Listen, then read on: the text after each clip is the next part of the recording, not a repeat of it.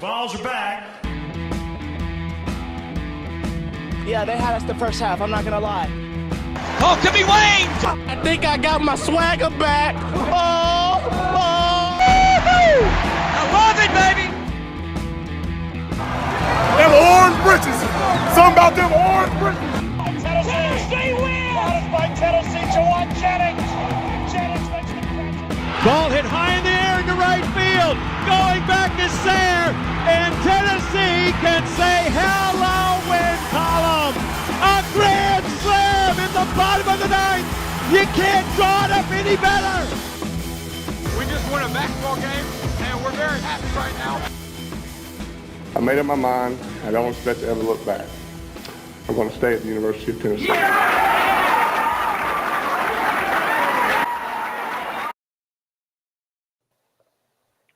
Rid-it-to-do, and welcome into More Important Issues. It is Sunday, January 15th.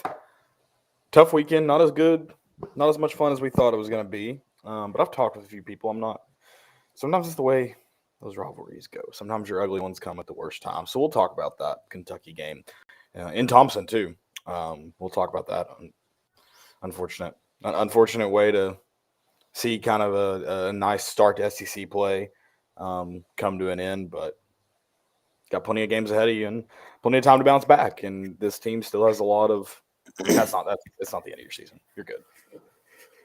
Yeah, I mean, it's just a bad loss. I mean, I don't know really how else to look. I mean, that was a bad Kentucky team. Even when you look at like how they played yesterday, they weren't great.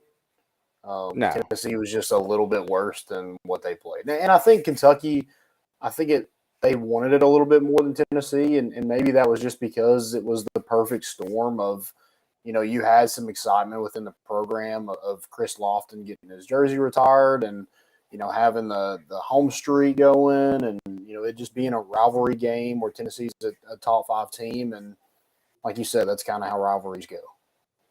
100%. We will talk about Lofton and the Rafters again before we get big-time guest on. Vol baseball. Love those guys. Former Vol now, Evan Russell. Excited to get him on the show. Fan favorite. Yeah. Why not? Should be number 6. Mr. Do-It-All, I think is what you can call him after his career in his senior year.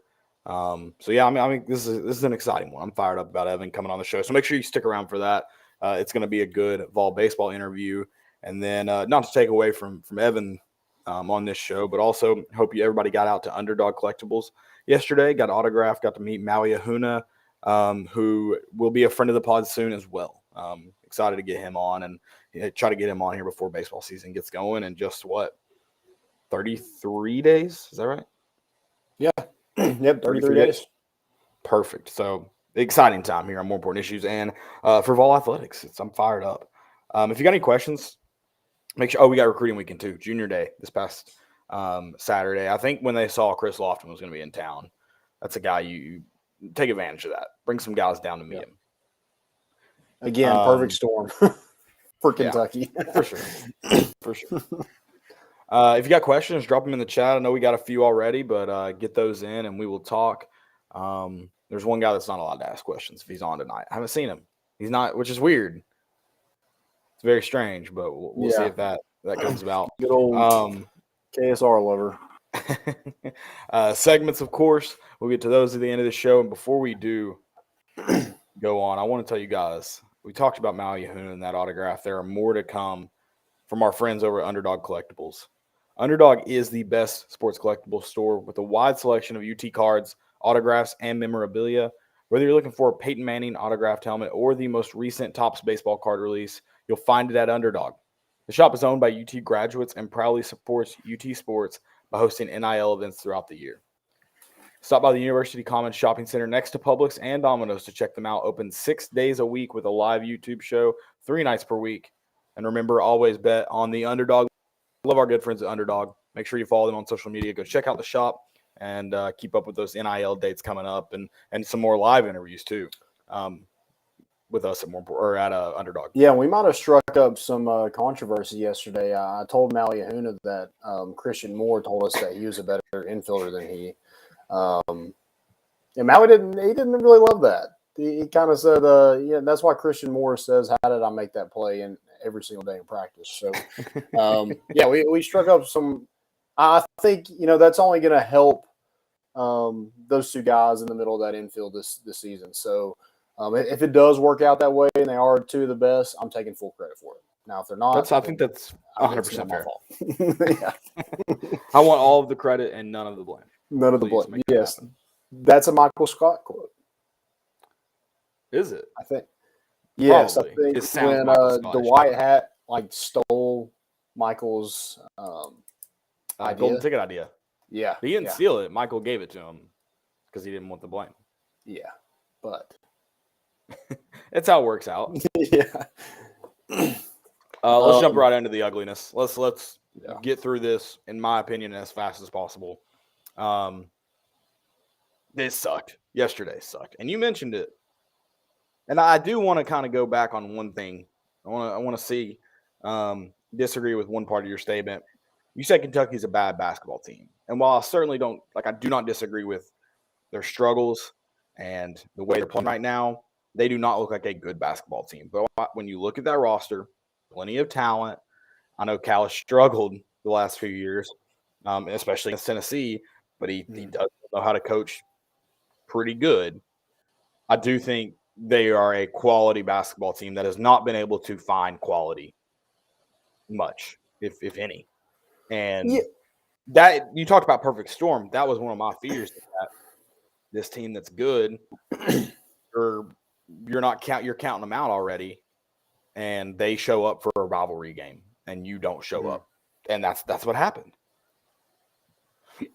Yeah, I guess when I was looking at it more of a bad basketball team to Kentucky standards.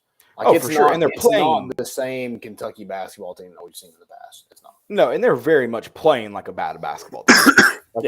That's not something you can argue with. It's the truth. They played good enough yesterday, and Tennessee did not. And I guess there's really no other way to put it. There were some weird things, like obviously Vescovi going out with that injury definitely seemed to limit him early on, or the early injury and later on. I don't think this is a far-fetched thing to say. I think everybody would agree. That's the worst game Zakai Ziegler's played at Tennessee. Yep, 100%. Yeah, he did not have a good day at all.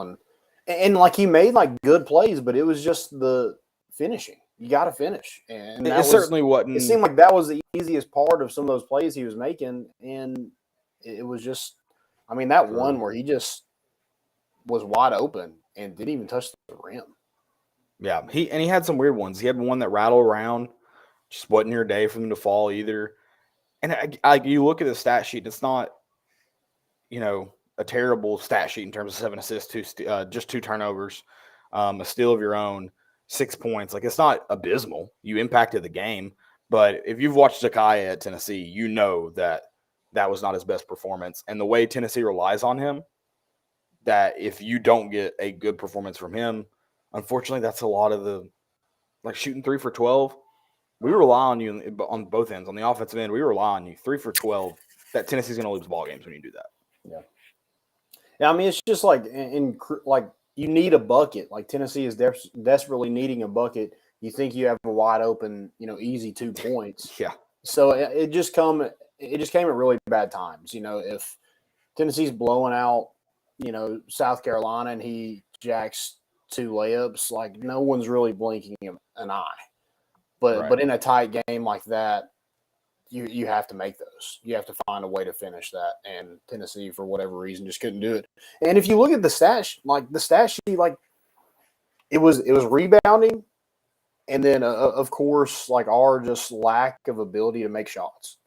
They out rebounded us by 20 rebounds. Tennessee was the top rebounding team in the SEC going into Saturday. Yeah, our bigs really let us down. It's not just on Zakai. I'm not saying he plays better, Tennessee wins, because I don't know if that's 100% true. But if our bigs, like you said, getting out rebounded, getting just bullied on both ends of the glass too. It wasn't just you weren't getting any second chance points. It wasn't just that's all they were getting. They took advantage of you on both ends and bullied you around. And it's a game that is kind of weird. You look at you tell me Urosh scores 19 points. I'm telling you, man, that might be the best game he's played at Tennessee. Well, we go look, he only has 3 rebounds to go with that. And then if you just watch it, he got moved the whole day by whoever. It wasn't just Sheway in there. Whoever was in there, he was being moved. And so that any kind of momentum you've got, if they get extra secondhand chances, if they're pulling down every defensive rebound, it makes it a struggle. It's hard to get back into games. And so it wasn't just obviously Zakai missing his layups are a factor, but it wasn't just that. You had no support, no lifeline when you weren't playing your best game. And that's your big's got to help that. Well, Tennessee missed 34 shots, was only able to get 3 offensive rebounds when Kentucky was able to get 13 offensive rebounds. That turns into second chance points, and that's where the difference came in the game.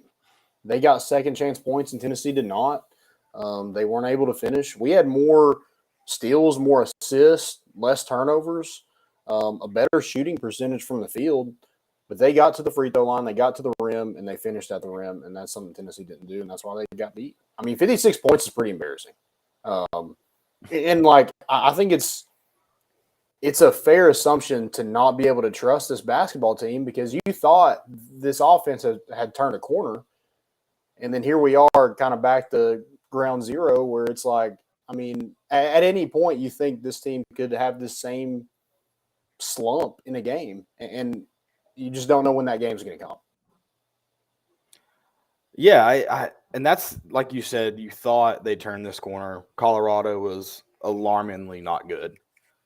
Like, it was scary. And then you've played, and I think we talked about this on Thursday. We definitely talked about it last week or two, where Tennessee doesn't need to necessarily play the offensive way they have just out of their minds of recent to win games. But you gotta rebound better. I think that's the first thing. I think that when you look at that game and you're going, we cannot win a single battle down low when the ball's in the air. And if we do, it's because we're fouling the hell out of them, throwing elbows to faces. I don't know how we didn't get flagrants. No clue. And so you're looking at that because, I mean, 40% from the floor, that it should win you a lot of games. So it also tells me you're not taking a lot of shots. What are we waiting? What are we doing? And I'd have to go back and watch to kind of assess that. But you also entangle that with 14% from 3, then you're probably not taking a lot of good looks from deep. Yeah, and you're not rebounding well. This is just another perfect storm we've talked about all day. That's going to be the buzzword, perfect storm. 14% from 3. You got to out rebounded by everybody on Kentucky's roster, including that 5'3" guy that kept doing that smug look like he had anything to do with that ass whooping. Golly, I hated that guy. I don't even know his name. Yeah, who knows? Was he even on the team? Was he just a manager or some sort? I don't know. He had his jacket zipped up to his chin the whole time. So maybe he's probably doesn't even own a jersey. He's like a local celebrity. Maybe he's like Drake and he's just practicing with Kentucky. He might be a trainer there to fight Zakai again. Oh, nice. Yeah, just a bad day overall for this basketball team. I mean, I felt like this. We were talking last week of how this team is. He gets walked on, Austin. Sorry. he was. I mean, we were talking about this team could really win a national championship, and maybe that's our fault for saying that. But I don't think. I don't think this changes the overall, and that's what's funny. Kentucky fans acting like this changes the overall projection for Tennessee. Oh, you thought. Oh, because Kentucky's never lost a bad basketball game in January. Shut up. What are we doing? And you last week, Kentucky fans are crying over every social media, and every time you talk to them in person, we're terrible. We're not making the tournament. Now their whole season, Landon, they might win. They might win now. Maybe this was all part of the plan in keeping Cal at Kentucky. I think it's smart. Maybe we just saved him his job, and that was Rick Barnes owns Cal, so maybe this is part of the plan. He was doing his Longhorn family a fan. Yeah, getting them keeping Cal away. So yeah, it wasn't good anywhere on the floor, man. It was frustrating. And speaking of that, I did say Tennessee probably should have gotten called for more fouls. The officiating that game was atrocious, and I'm not saying Tennessee got all the calls or what. I thought that was piss poor both ways. I'm thinking this is one of your best games. I know Kentucky again didn't look like a good team. You should know every time Tennessee and Kentucky step on the floor, it's going to be one of the best games in the SEC. And you send, was it Doug Shows on the call? Like, what are we doing? Get a better crew. I'm just wondering, like, in the age of like where ratings are everything, why are we not telling why is the SEC or the NCAA not telling these officials, hey, swallow your whistle? You said that 3 minutes into the game, and then when you said that, I was thinking it's not that bad yet. And then like 5 minutes later, I was like, damn, Lana was right. This is terrible. It was terrible. Yeah, I mean, like every time down the court, there's a whistle. It's like, man, stoppage of play is just. I mean, and that one where it was an offensive rebound or a defensive rebound for Kentucky. I think Julian Phillips goes up. He doesn't reach over, but he bumps the guy in the air. They both jumped. Kentucky gets possession. Nothing happens. Why are we calling that foul? Why are we stopping the game? For what reason are we doing this? Yeah. It was pitiful. I just don't like. I mean, any time that Uroš Blobs is just Tennessee's best offensive player, I mean, it's going to be a rough day. Probably. And no offense, I will say this: he had a great offensive game, and I think that him being kind of that enforcer and being efficient from the field, I think that's what Tennessee needs from him. I'm not saying he needs to go out and score 19 points, but if you're able to, he was 9 for 11 from the field. If you're able to be 4 for 5, 4 for 6, something like that, I think that's where Tennessee wants him to be. So maybe this is good for, the direction of his development. But, I mean, our guards just, were no-shows. Julian Phillips had, 2 points? He wasn't foul trouble, but he played 18 minutes, only had 2 points. Muscovy had an injury.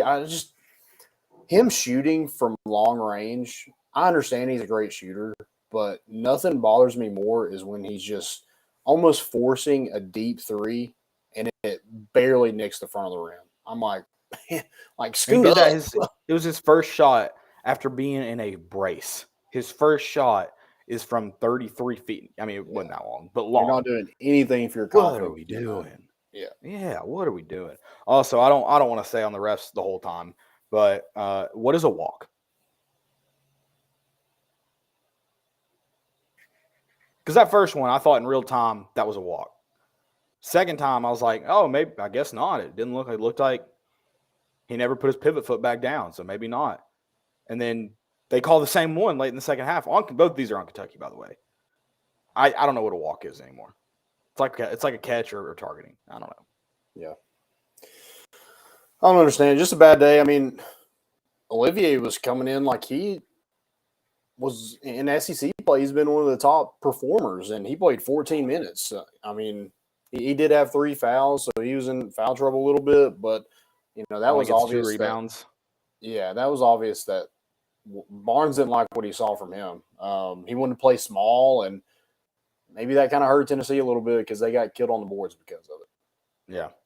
Yeah. It was not good. I just don't understand. Like, your best rebounder is Toby Awaka. Why is he only playing 6 minutes?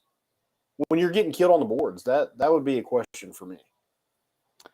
Yeah, definitely probably needed him. Honestly, if I want a guy to, we see Uroš, Kumwa getting in foul trouble.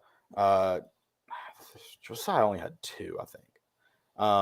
But you're getting your guys that are playing down low in foul trouble.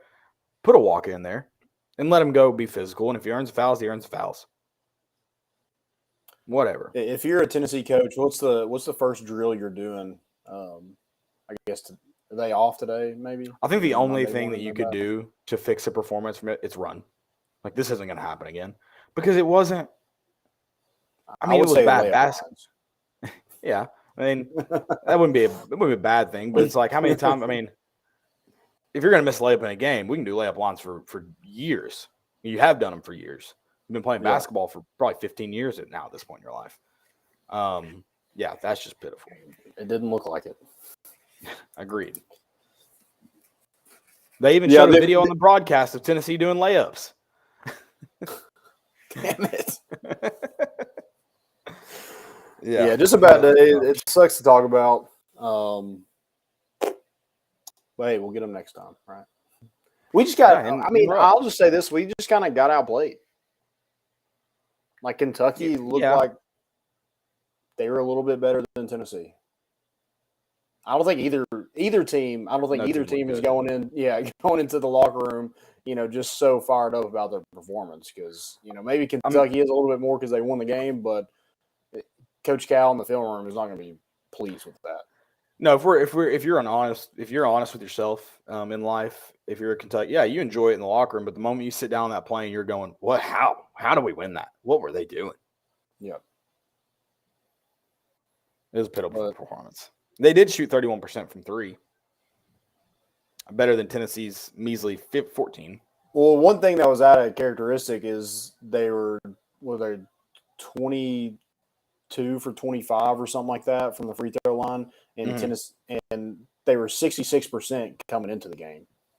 So, of course, shoot 60% yesterday, and you ain't winning. But Tennessee's back on the road on Tuesday.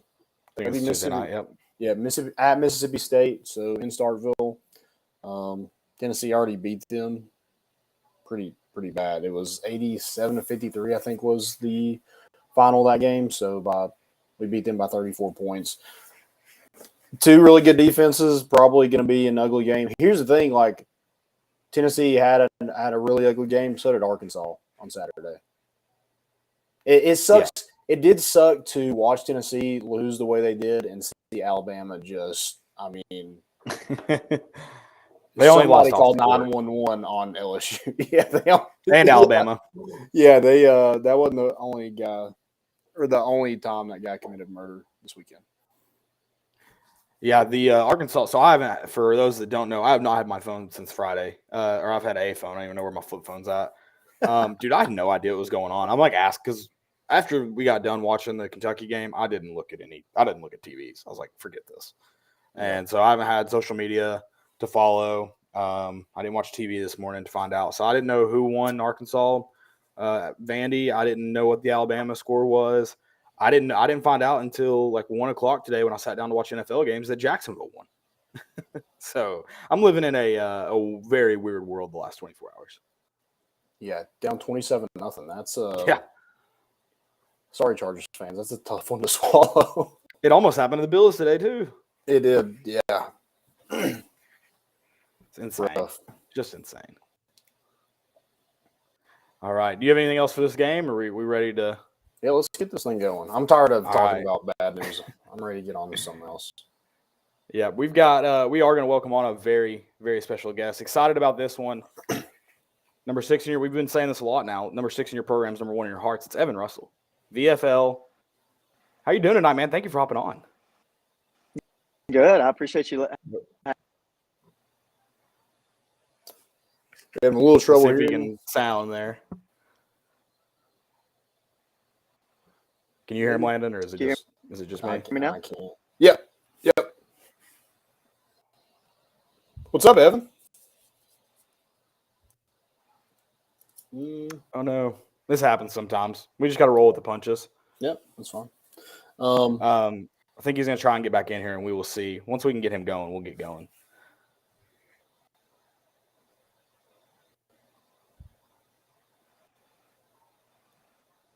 What's up, man? Nope, still nothing. Oh, man.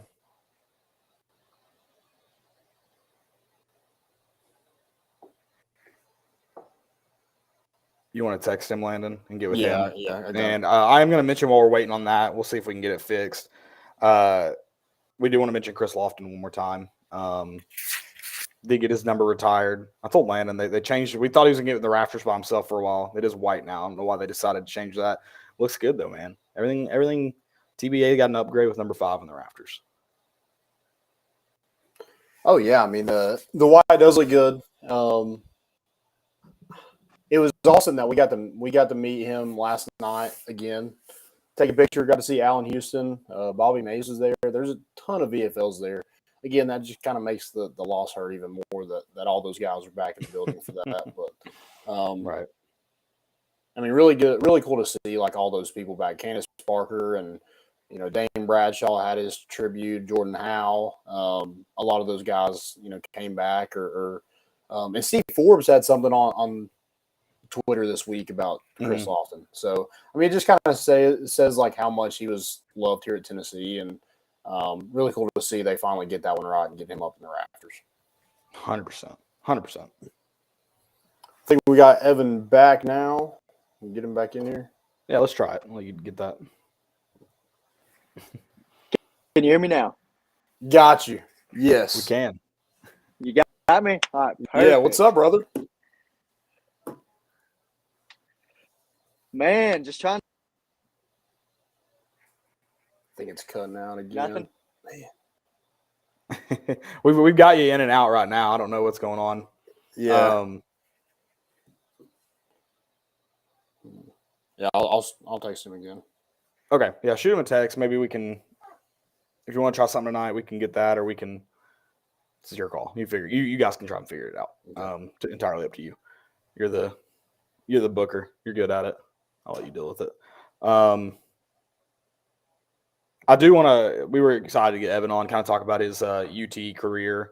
A guy that grew up a Vol fan, had a very special love for Tennessee. Actually, got to stick around for another year. I think he just technically used his. Was it his COVID year? Yeah. So he was okay. Yeah. So he was a graduate transfer last year. Transfer. Or not transfer. I don't know why I said Okay. transfer. He was a graduate player last year. Yeah. Really cool story, though, to finish off his Tennessee career, too, in the sense of I mentioned it before the show if you were on. I think he's got to get the nickname of Mr. Do-It-All. Played in the outfield, moved around kind of primarily positions, and then has to move to catcher when Tennessee can't find anybody, and has quite the year there. And, I mean, every bit of the reason Tennessee had the success they had this past season. Yeah. So really, really special. Yeah, and he had that same kind of fire that the rest of this program kind of just gives off. And maybe that's why it was just a match made in heaven when Tony Vitelli kind of took over. Well, let's try to get him in here one more time and see if that's going to work. Sounds good. What's up, Can you man? hear me now? Yes. Oh, yeah. Yeah, that's a lot better. Perfect. Technical difficulties, huh? My bad. Oh No, you're good. We We just roll with the punches here. Yeah, that's part of this podcast. We have them all the time. But hey, man, how's everything going? It's good, man. Kind of adjusting for wet in my career starting out. So Yeah. it's a transition to say the least, but it's something that I'm pretty excited about.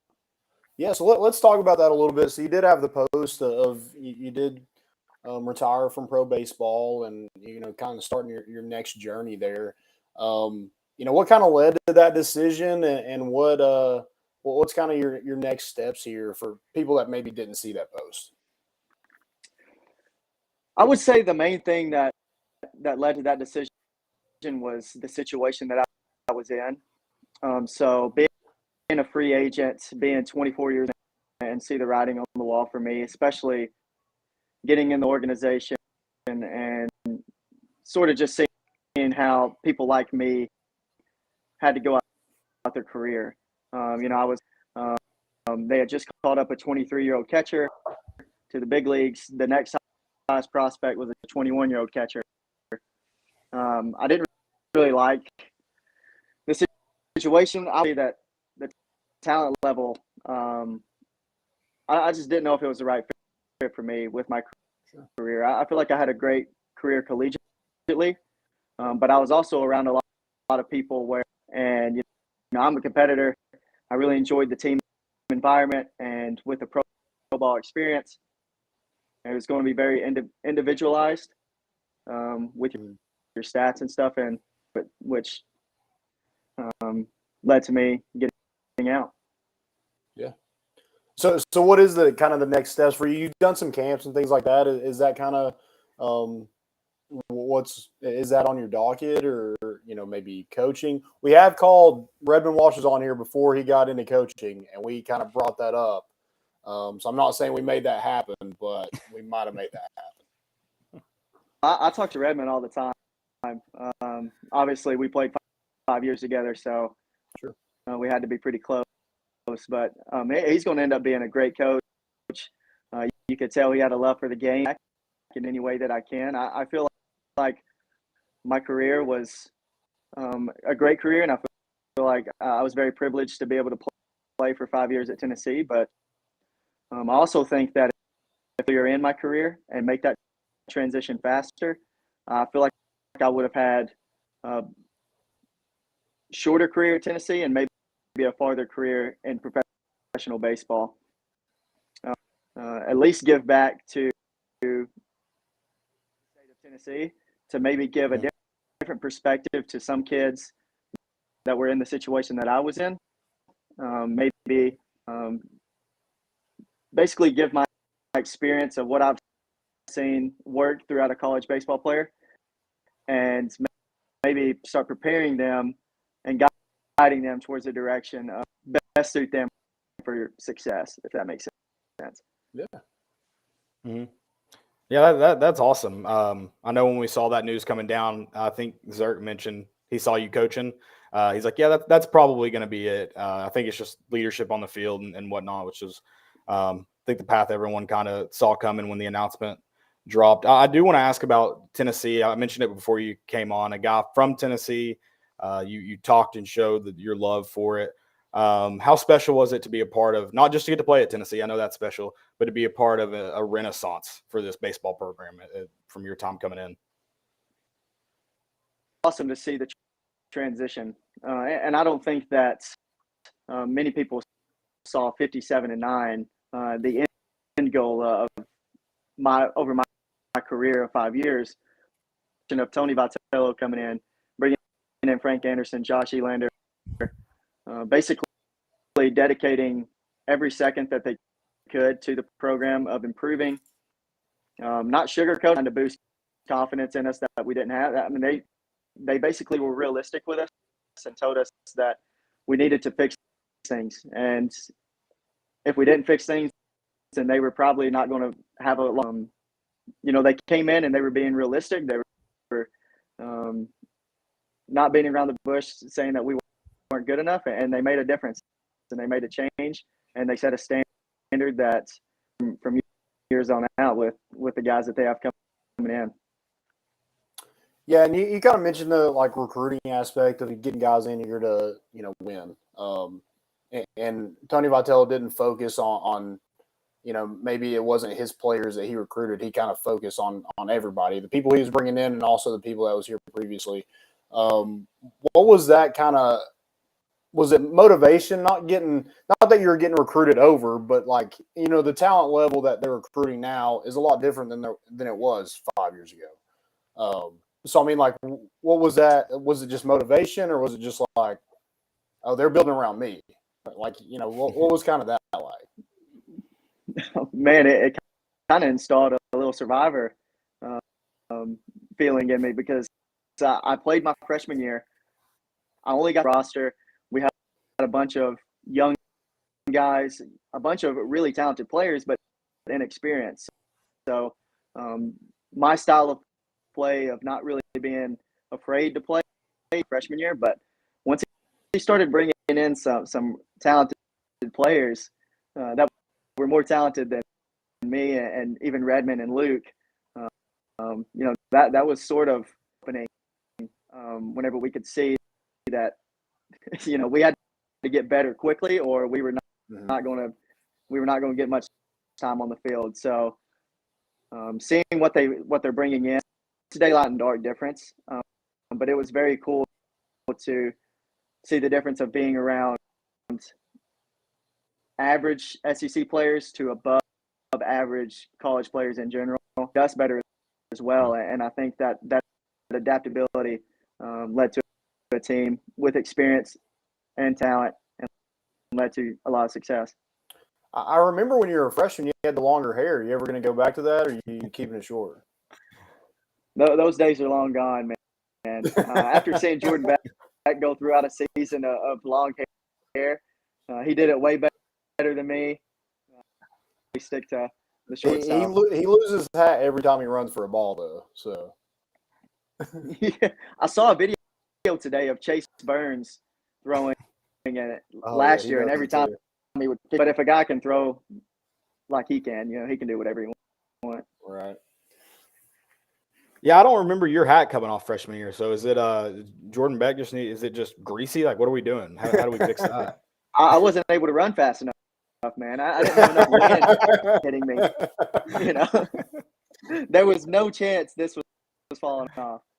Well, he was taller than the wall in right field, so maybe it was just the wind was coming over the wall. Him being 6'4" almost. Maybe that was part of it. He's 6'3", 225-pound court. I mean, he can jump. He looks like John Moran out there, man. It's not even fair on how talented that guy is, and and with the good leg. Yeah, you got the flow. Some guys can pull it off. I can't. But. Yeah. Landon mentioned the right field wall. One guy who definitely loved the right field wall, Luke Lipsius. He wouldn't even let you come off of a kind of good, nice little finale to your career to pass Todd Helton. Not even was it 2 at-bats later. Did you think about maybe taking a bat to his legs before he could leave the dugout or paying him off or anything?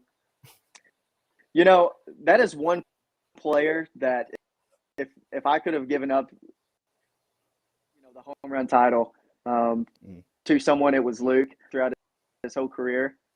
The guy was a lockdown first baseman.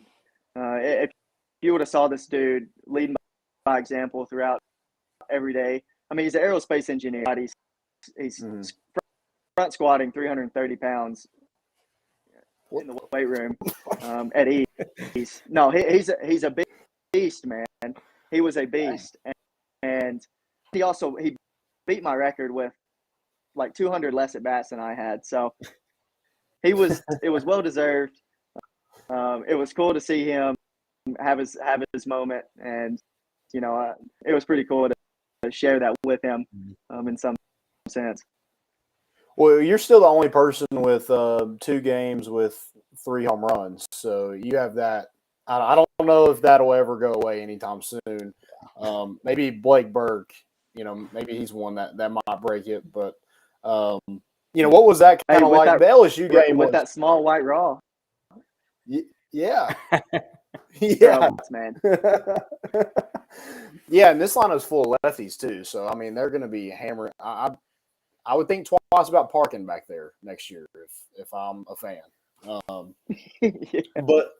But talking about those games where he hit the 3 home runs, the LSU game was phenomenal. But then we got the Vanderbilt game, and that was one of the most electric games I've ever witnessed. And I got to witness it in person, even with COVID and all that.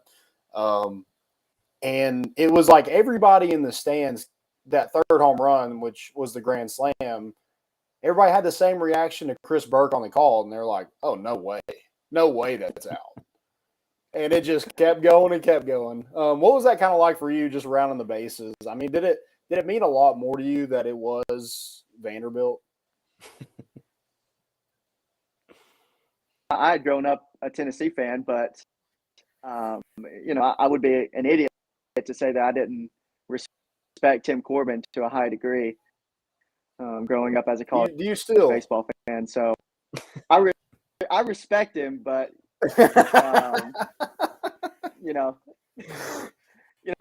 he's a great guy. He's led a great program. But I mean, I can't be podcast, and my blood is orange, so gotcha. But it was cool to be able to do it, man. That's a memory. I think the reactions from my teammates to sort of, I guess, encourage me throughout that time, because not many people know I got benched the night before on the front, and I was was struggling pretty bad trying to get back in the lineup. I shouldn't have been playing, but I was trying to force some playing through an injury. But I got benched and was not in a good spot on how disappointed I was in myself, how I was playing. But the next day I got to start, and that happened. So rock bottom in my athletic world, and then have the game of my life. So That's awesome. That's funny how that works out. But Yeah, did it make it a little sweeter that probably he's going to be in the big leagues, Jack Leiter, that 2 of those home runs were off him? Yeah, he probably will never really remember who I am, but basically every All-Star game that we turn on from the next 20 years, I'll be able to pull up my highlights on my phone and be like, hey, look at this. I'll be the annoying guy over here. Glory days in college, but it's pretty cool. I think right after that, we had Ross Kiven on the show, and I think you met with the media, and you kind of saying that you were a walk-on. And he was like, dude, he can't say that anymore. He's balling out with, against some of the top players in the country. He can't use that walk-on excuse anymore. Yeah. Ross is my guy. He was like a player whenever he was coaching with us. We had respect for him, obviously, but he was able to connect with us, and he was a pretty awesome. Yeah, a little bit of a hothead, maybe, as we saw later on that season against Texas. Love him, and he had a reason to. Why was Zerk the only one that felt like he could have held him back? He was the only one to get out there in time. Nobody else could help. No, that's definitely his temperament. He was a great dude, and I would be very, very ready to watch the game if him and Vitello ended up going head to head. They both love to win, and they definitely don't want to lose to each other. So I would love to see that matchup at some point. Oh yeah, for sure. You're right. I think it would be pretty scary. We've seen Vitello holler over at some other, and Kivett holler at some other dugouts. So definitely a call and response type game, I think. Yeah, for sure. So you played outfield your entire career up until last year and made the switch to catcher. What was that kind of decision? Where did it come from? Did it come from you, or was it the kind of a mutual thing with the coaches, or was it the coach's idea? To get a chance of playing pro ball. I knew after my senior year that my chances were probably very slim. Being 24, not many people understand that. Being 24 at the time was not looking good for me, but I at least wanted to have the opportunity to increase my chances. And I definitely wanted to make the team a little better. It was talent, don't get me wrong, but the experience wasn't there. And I knew that we were going to be pretty loaded in the outfield. So, I went up to Coach Vitello and I was like, hey, I'd like to dedicate my time to it. If I'm going to be playing baseball for my 5th year, I would at least want to give it my all on something and see what happens. So both made, but it ended up being a pretty cool moment of getting to be in the fire for a long, really cool season. So. Yeah, did you maybe rethink that plan when you saw Ben Joyce come out and start throwing 106? Right, I wasn't even expecting nothing like that, but he hit the year before, so I figured he was going to be high 90s. And I'm going to tell you what, man, whenever I was going my first 2 weeks of going to catch, I couldn't sleep the night before on how nervous I was. I had played more games than any college baseball player in the history of Tennessee, so there's no reason for me to be nervous at the time. But as soon as I got that gear on and I knew that in that department, man, I was terrified trying to fall asleep the Thursday night before a Friday night game. So it didn't help to have 106 coming out of the. Well, like, I don't know if you realize, like, that's the hardest job probably in America with, the guys that not only Ben Joyce, but Dolander and Burns. And, you probably caught Halverson as well. And then Blake Tidwell, all those are hitting probably triple digits or, at least high 90s. So, there was never really – maybe – did you just appreciate Drew Beam, on Sundays? Were you just like, thank God, just a little slower? Yeah, he was only throwing a casual 95.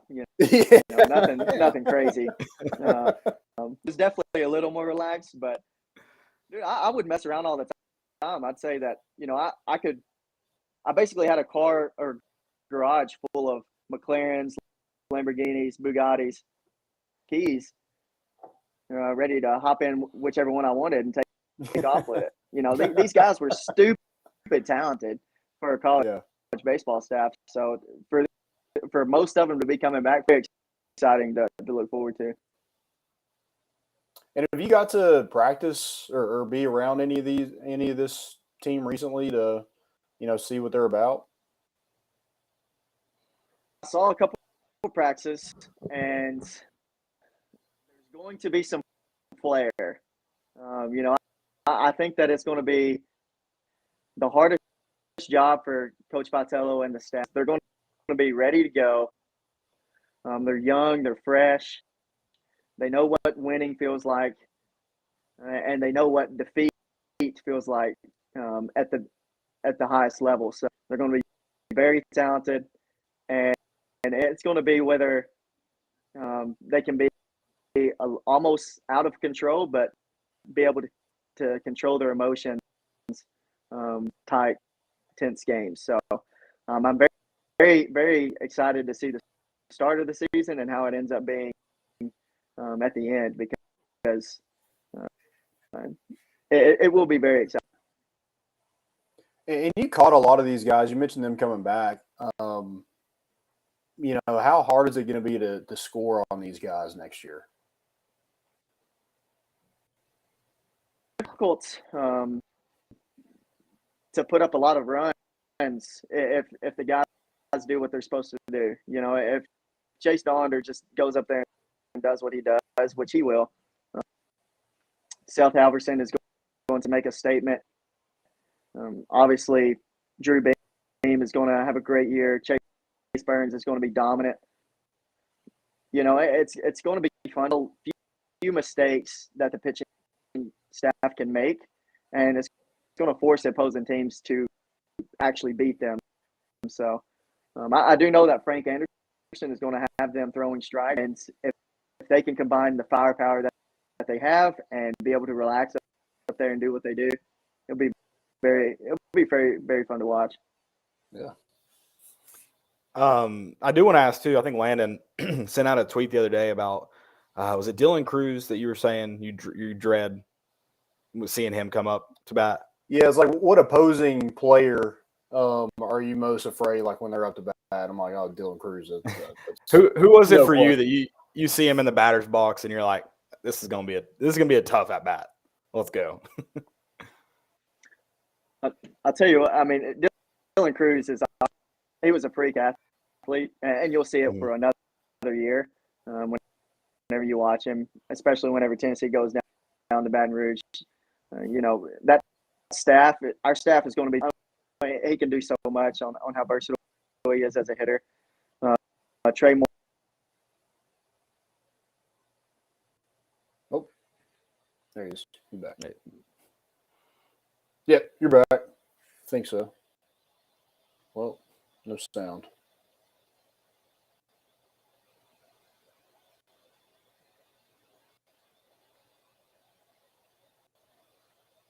He's gonna have to click in and out there. That is interesting. I like that question a lot. I don't know who it is. Dylan Cruz is definitely I saw someone mention Tommy Tanks. That's I think especially back to back on that lineup, those two guys together. Yeah, Sonny D was one too last year where I'm just like, man, please don't throw anything down the middle. had him. There we go. We're back. Oh, maybe not sound. Maybe. Muted. I can't see on my end if he's muted or not. I'm not sure. I don't think he's muted. Okay. No, we can't hear you. There's no sound. I don't know what it is. Full with this. Back in here in a second. But yeah, Sonny Deshara, that's one. Trying to think of somebody else. Zane Denton, who's now a Tennessee transfer. That's one guy I was just like, here we go, another lefty. Gonna hit it into our bullpen, just right over the fence. Yeah, he's a guy. That was a nice one to pick up because now you don't have to face him. Yeah, have him join you. I can't either. I don't think my computer's turned up too. So it's not soft. That's so weird though. We just had it. I don't know.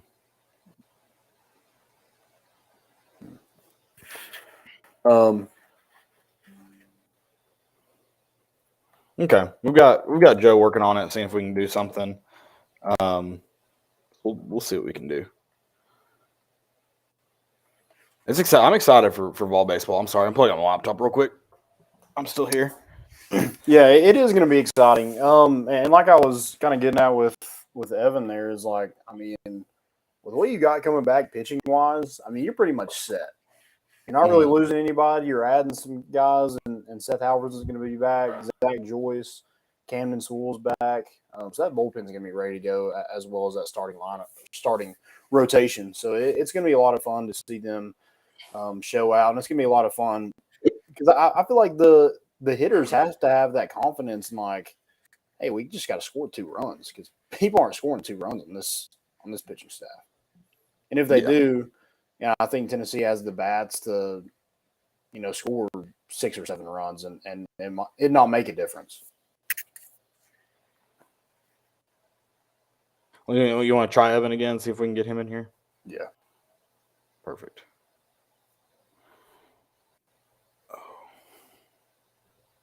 Oh.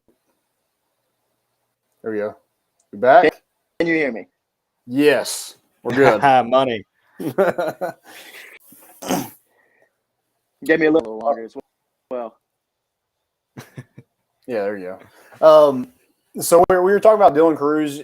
Did you have anybody else that you kind of like, oh, man, this is going to be a tough out?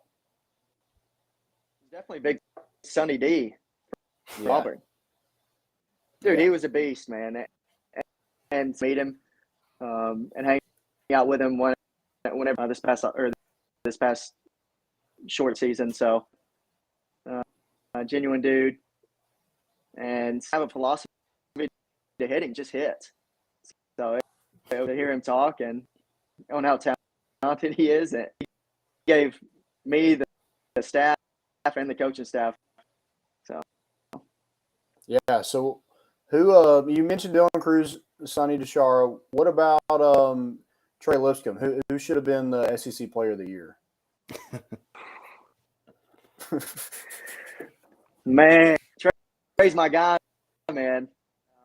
Coach Vitello, he said it best. Position in center field. Sonny Deshara, which you got to have skill over there, but I've sort of been around college, what the hardest position is, and it's a left side. Those 3 positions are very difficult to be dominant at, and to see well on top of performing it, I definitely would have at least mixed, but you got 2 guys like that that put up numbers. So I do want to play like a little game with you. So we heard that there was kind of like a thing going on in the locker room about you like fighting somebody else, or maybe a bet that you couldn't beat this person in a fight. So What I'm going to do is I'm going to name off people, and you just say yes or no if you could beat them in a fight, okay? So first one I got Redmond Walsh. I think I could take him. Ross Kivett. Oh man. If Ross Kivett if he or something, man, I'm gonna have my hands full. We'll go split decision. Okay. Split decision on Ross Kivett. Chad Dallas. Chad landed. Let me explain why. So Chad, he's pretty athletic, but to take me out right out the gate. I'm going to let him tire himself out. I'll take care of him. All right, Jordan Beck. No. I'm submitted in 30 seconds, bro. We would mess around in the locker room. I said that he was a great basketball player, and he is even baseball. Dude's a freak. Ronda Rousey. Okay. This is my freshman year, and I'll explain to beat Ronda Rousey. You know, if you throw things back and match up with Holly Holmes very well. Cyborg, I don't think I match up very well with Cyborg, female MMA fighter. But with Ronda Rousey, these opposing fighters, that if she tried to get me on the ground, I'd be able to fight back. I think I'll take her. I've sent her some DMs on Instagram. Obviously, she won't respond to me. That would be a sold-out crowd, and I would love, even if she beat me, you know, just to tell my friend. At least we found out, you know. All right, last one. Tim Corbin.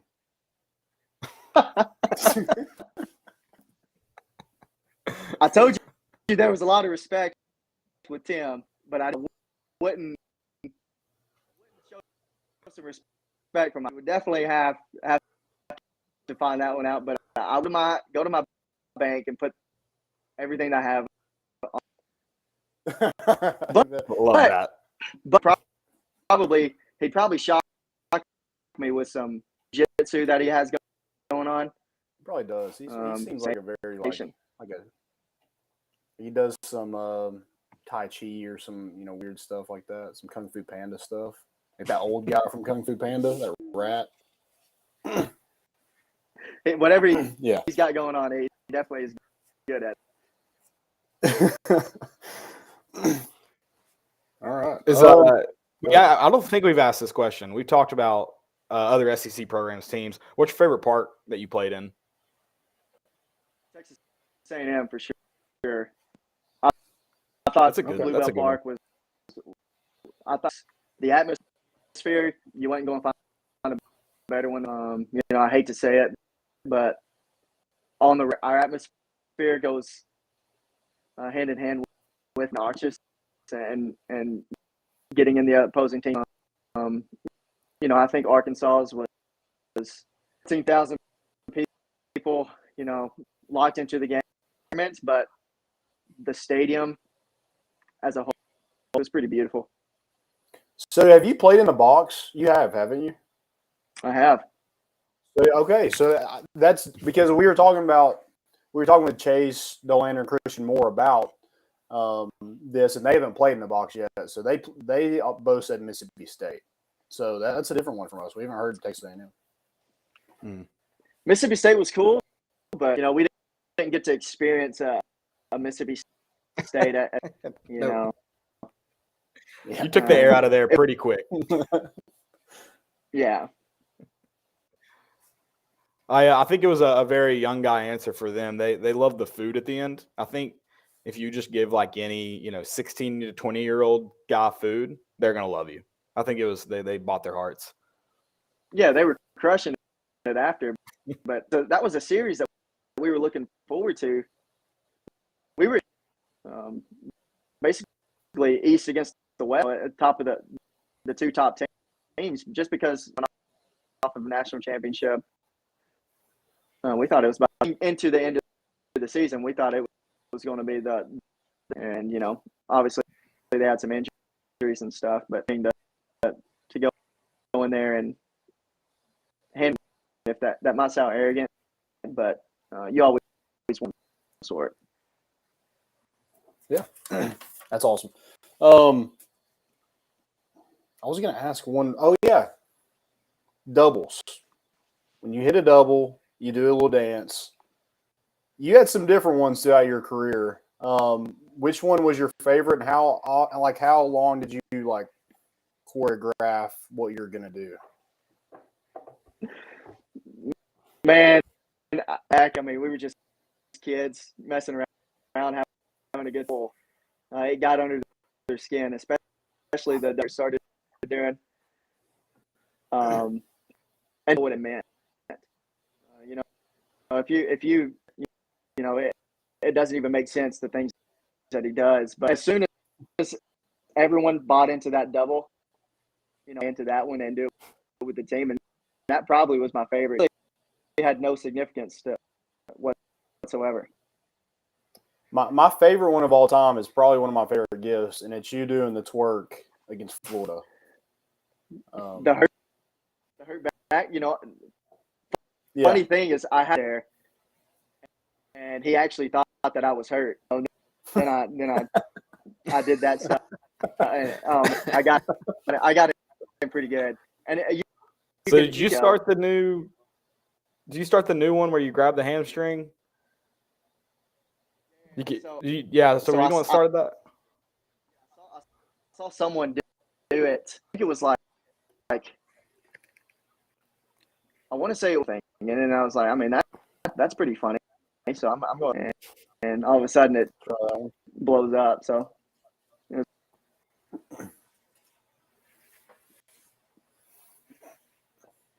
You got anything else, Landon? Caleb here? I think so. I think he's having some. Yeah, there you go. You're back. Man, just this connection today is just awesome. Love it.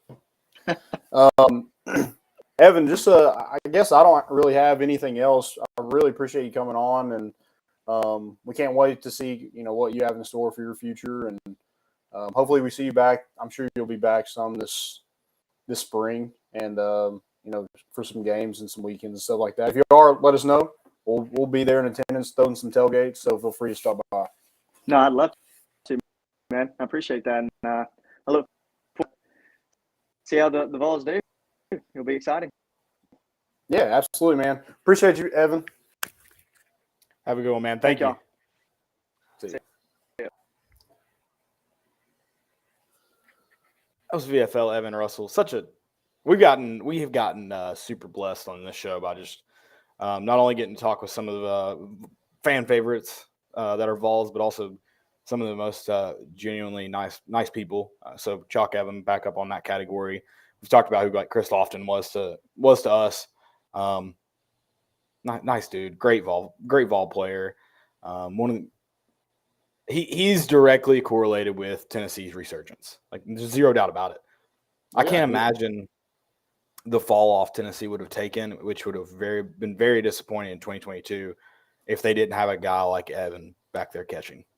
Mm-hmm. Yep. It would have been a disaster. I'm not saying that, but just not the same step forward that it was. Yeah, and it was kind of like, you have to kind of put together your roster. So when Tony Vitello took over, it was obviously getting some guys that they recruited in, like Jake Rucker, Max Ferguson. But, the foundation was Evan Russell, Luke Lipsius, Redmond Walsh, guys like that really kind of had that culture in place and bought into what Tony Vitello was doing, and they kind of built it from there. So, yeah, he was a huge part in their success. And, props to those guys for sticking it out because they didn't have to. But they did, and, they reaped the benefits as well, seeing this team get to Omaha and, winning the SEC championship is, really something special, and I'm sure something they'll cherish forever. Yeah, absolutely. Absolutely. And dude's when he was ready to fight the entire Arkansas team Yeah. back in 2021. I mean, that was fun to watch. And it was kind of that whole group of guys, just had that fire about them, just like Tony Vitello does. Yeah. And I never even thought about if some of those guys were in opposing dugouts like Kiv or if Frank Anderson ever somehow got to an opposing dugout. It might be an all-out war. Talk about like two just passionate dudes. Oh, yeah. It might be an official crew might get it. Yeah. I mean, Gibbet was going all the way to third base to chew out that guy if Zerg didn't stop him. Which that is one of my favorite moments. And it also, just rewatching it, you understand. Like in the moment, you thought this is ridiculous, but you obviously didn't know. You rewatch it and see the context of it. And the most absurd thing I've seen at any level of officiating. Yeah. Oh, yeah, 100%. 100%. Good for kids. Yeah. Let's get into a little bit of Tennessee football, some recruiting news, and also Taven Jackson enters the transfer portal. I mean, my hope is that Nico has looked that good and he just kind of sees the writing on the wall.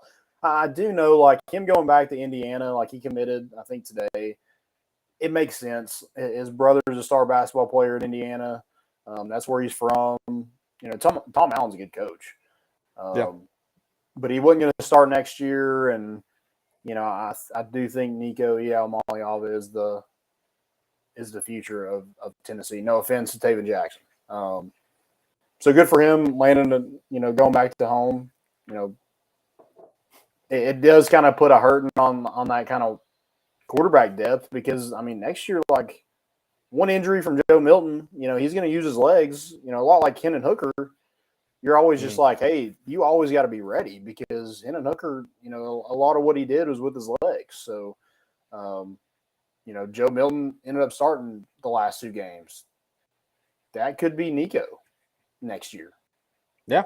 I hope nothing like that happens, but, you always got to be ready for it. And so if you're not landing anybody else in the portal or anything like that, and it's hard to get guys out of the portal to come sit behind Joe Milton. I just don't think that's really that's going to be a tough ask. Yeah, definitely. And, I mean, you talked about it, just depth of this room. You understand. I don't know how Indiana fits in. Where was Bajakian at for a short period of time after that? Was it Indiana? Yes. I thought so. No, what's his name was at Indiana? Not Bajakian, the other DeBoard. DeBoard, yes. That's what I meant. Yes, He was there. So I don't know anything about them outside of where they kind of stand as a program. So, but regardless, happy. Did you mention this? His stepbrother, half brother, is he's a star guard for the. Yeah. Okay. Yeah, he is. I mean, he might be up for like player of the year. Like, he is that good at Indiana, and he was at the basketball game this past week. His brother had a really good game, and they chanted, they chanted Taven Jackson. So, I mean, we did it for Nico. So cool for him. Good. Yeah. So, let's some more kind of. You had Big Junior Day. A lot of people here. I'm not going to name all those names. There was 3 5-stars on campus. Ryan Wingo, wide receiver. Wide receiver Mikey Matthews out of Parkview in Georgia. And then defensive lineman Williams. And, man, that name is hard to pronounce. NW. Yeah, something. But, 5-star. I'm not even going to try to pronounce it because there's no way. I can spell it. It's NWANESI, maybe. You're on the right track. Yeah. So I mean, you got a lot of people here. Cutter Boley, 4-star quarterback, was in town. He's a 2025 prospect, but just a ton of prospects in here, and a lot of them chose to come to Tennessee this weekend instead of going elsewhere like Georgia, Alabama. So, Gotta love that.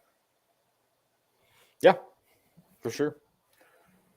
Let's get some segments. Actually, let's start with how Caleb lost his phone and what transpired after that. I think the crowd wants to hear it.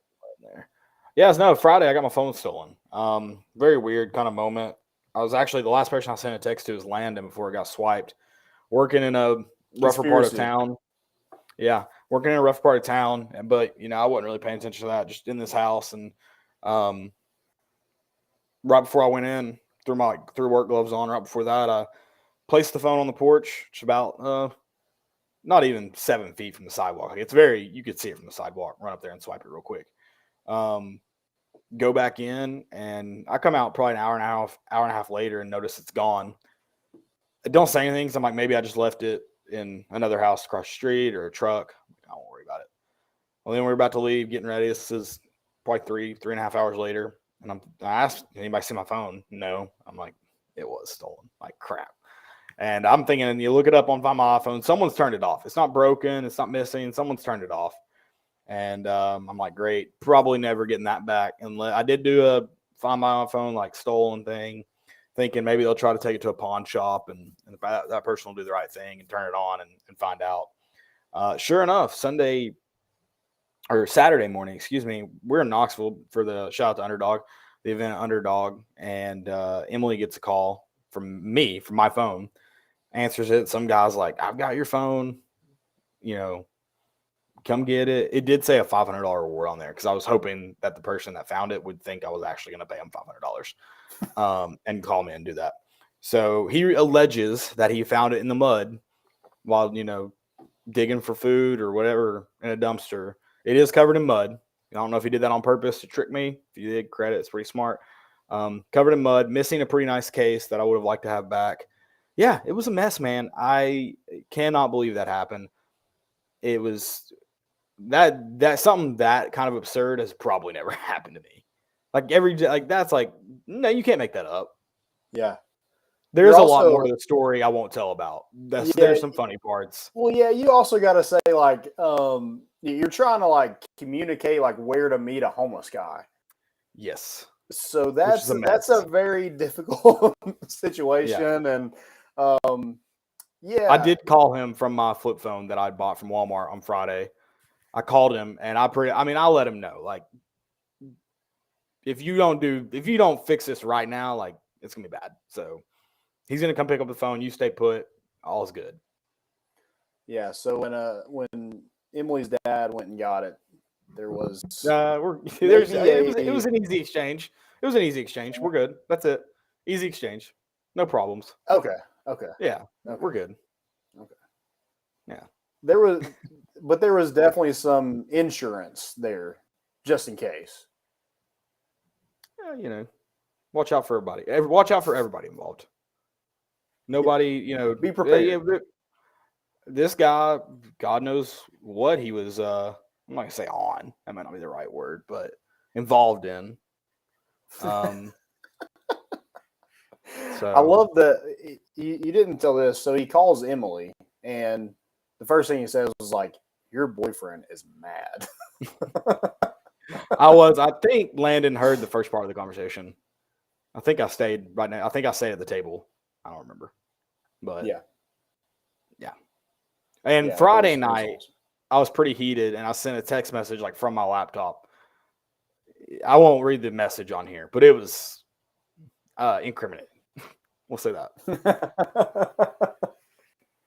But you got it back, so all is well. Yeah, all's good now. He did have I am having to use an electric charger now. Did you feel better? Yeah, I mean, when all that happened, I was just like, I don't have to go get a new phone. I don't have to deal with all that bull crap.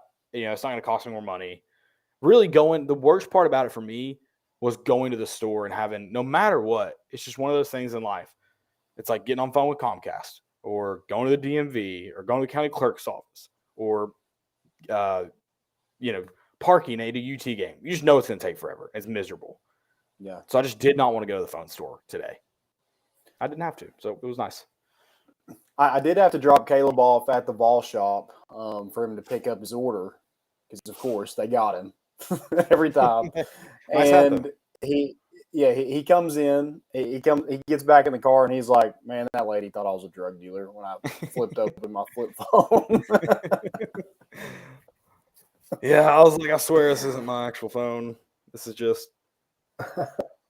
Well, they've never made me show them the email. They normally just go, "What's the order number?" I'm thinking this is the day they're going to see my email, and I'm going to explain I cannot provide you with the email because I don't have email on this phone. All was good though. Oh, All yeah. was good. All's good. So you're going to take it back and get a full refund? Yeah, I think so. I was thinking about it. It's $25, $20 for the plan. See, I don't know if they'll pay me back for the plan or not. That's the thing. If they don't, I may just hang on to it. And if any situation like this comes up again, it might not be a bad idea to have that. And just reactivate it?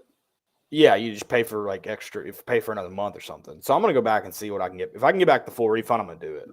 But if they can't refund me for anything, then I'll probably just keep it in case like me or Emily lose a phone or someone else loses one. You have a, because that was the biggest thing is like driving yesterday. Another homeless guy gets a little handsy with the phone. Driving today and yesterday, Emily brought up a good point that, I mean, you need a phone on you because if not, you're stranded. Yeah. Good All stuff. right, We'll let's see. get some segments real quick. We got some questions. Yeah. The first one's about Joe Milton. It says Joe Milton's odds come in at 7th. I found him tied for 7th on FanDuel when I looked this up at plus 2,000. Win the Heisman. He's tied for 7th at plus 2,000. I have everyone pulled up that he's tied with, but I can't find it. So what do you think the chances are that Joe Milton does win the Heisman? I see, dude. If you had told me Caleb Williams, obviously, I think that's the problem. Caleb Williams, they almost decided he was going to be the Heisman front runner at the beginning of the year. And then they get to the end of the year, and there are a lot of questions still about the Heisman winner. And I think it kind of went, well, by default, he was one of the best all year, so we'll give it to him. Yeah. So I kind of think that next year could be the same way. I really do. I don't know. So I don't know. Like, I don't know what next year looks like. I think isn't Michael Penix Jr. coming back to Washington? Didn't he decide?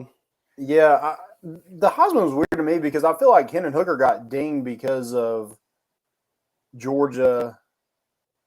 I mean, and obviously South Carolina, but those other teams, like USC, wasn't in the playoff.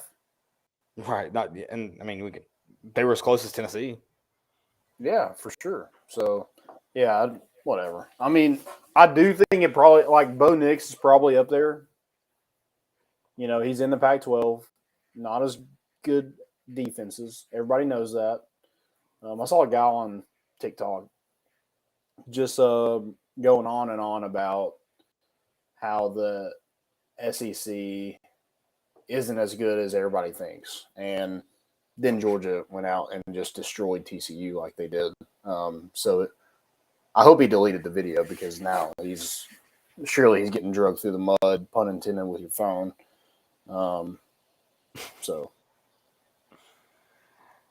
Yeah, that's a really dumb take. It's a really dumb take. I mean, we saw it. We saw it firsthand this year. So yeah, not just with Georgia, by the way. We're not talking about that. It's more than that. Yeah, I just don't. I feel like Tennessee probably takes a step back on offense, and I don't think it has anything to do with Joe Milton or Meath. I just think Hendon Hooker, Jalen Hyatt, Darnell Wright, those guys were special, and I think it is going to be tough to replace those three guys. Yeah, and Cedric Tillman, another guy, but I mean he didn't have a huge impact this season, but just another guy you have to replace.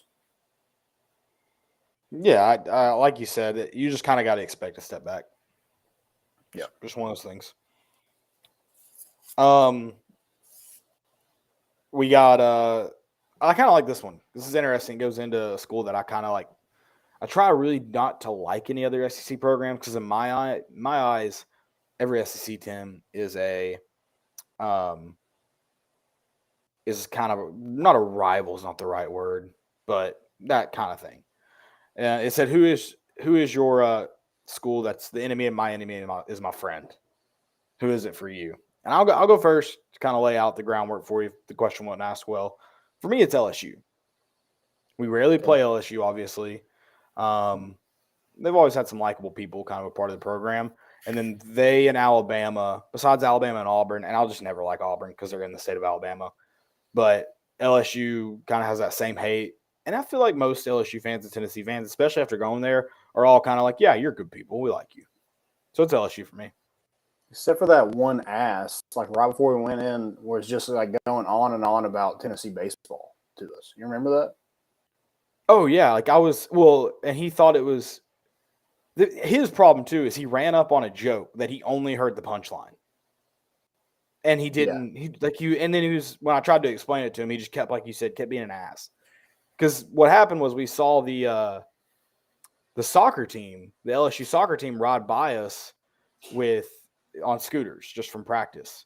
And I just real quick, I was just like, hey, who won the SEC? Who won the SEC last year?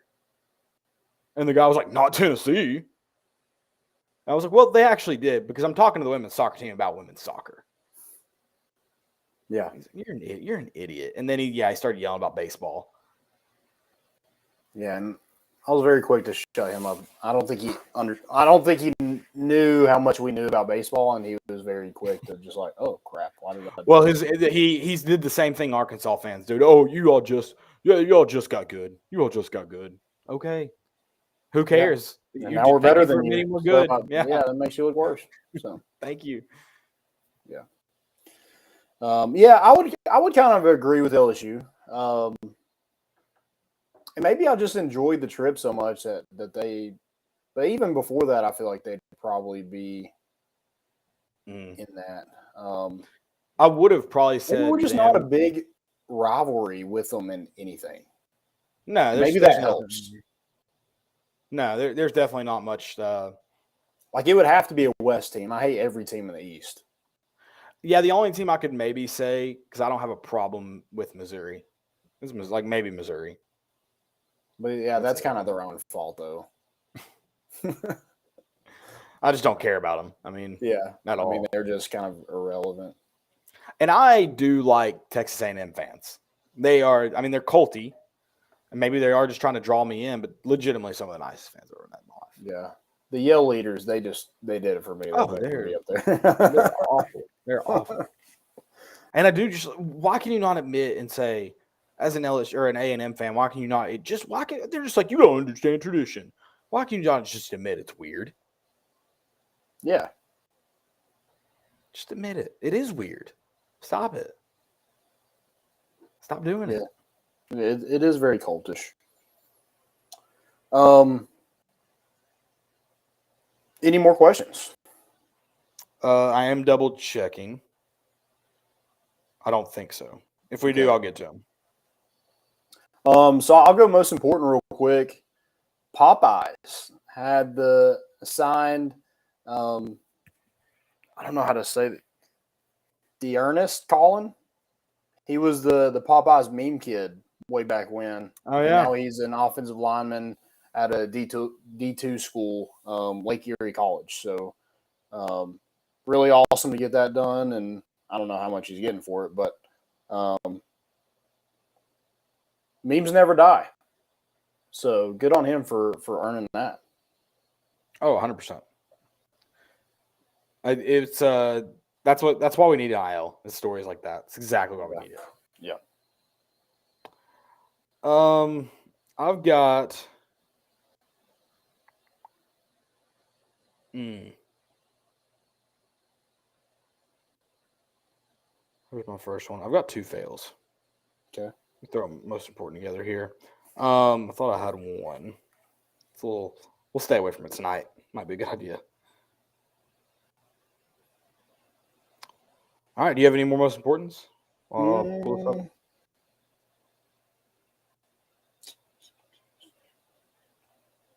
I don't think I do. I mean, most important NFL, it has to be that Jags game, right? Trevor Lawrence starting out the way that he did and then coming back and winning that. But also the Chargers, man. Yeesh. Yeah.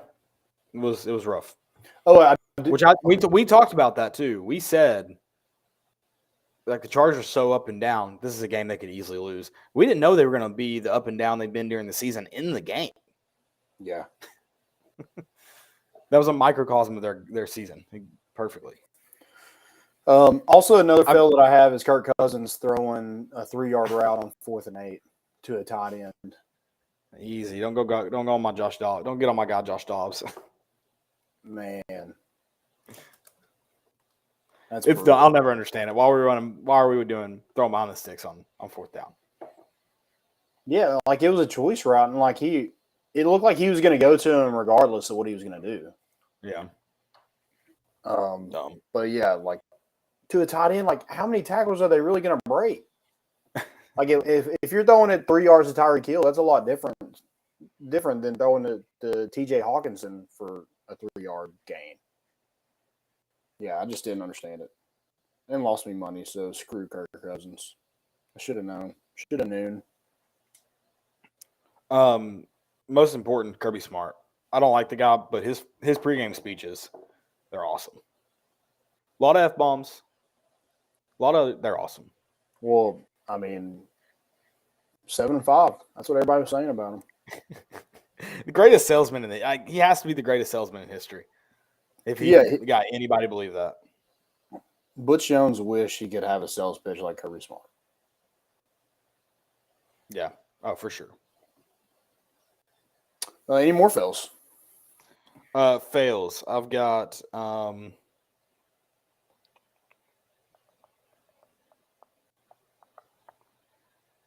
really need to, if anything comes up new, I really need to write them down because I don't have them off the top of my head. All right, well, I guess that's it. That's about anything from today. But I'm bad at this. I'm sorry. Oh, man, it could have been such a great weekend, and Tennessee basketball just kind of ruined it. Yeah. Yeah, we'll get back after it on Tuesday. We'll be back with this show on Thursday, hopefully talking about a win over Mississippi State, probably more recruiting and more things. Baseball season's getting close. Also, go check out our good friends at Underdog Collectibles. Had a great event yesterday and had a lot of fun. Fans got to meet Maui Huna. Great turnout. So hopefully you got to stop by. If not, just keep an eye out for the social media with them. They'll have plenty more NIL events like that. Also, just go to the shop, man. It's a really cool place. If you collect cards or, I kind of do it casually. I just like getting cards every now and then. I'm not a huge this card is some special brand or anything like that. I just like having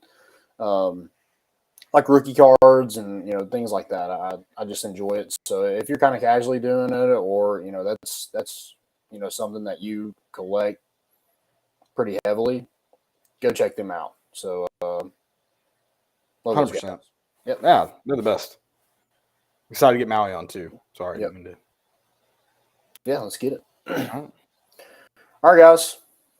Anything else? Good. That's it for me. Everybody have a good week. Yep. Finish the weekend strong. Have a good week. Yep. Sunday scaries are setting in. Guys, thanks for listening. Sorry about the kind of issues we have with connection, but hey, it is what it is. We'll truck through it. Yep. Thanks again. We're bringing the boat in, and we out.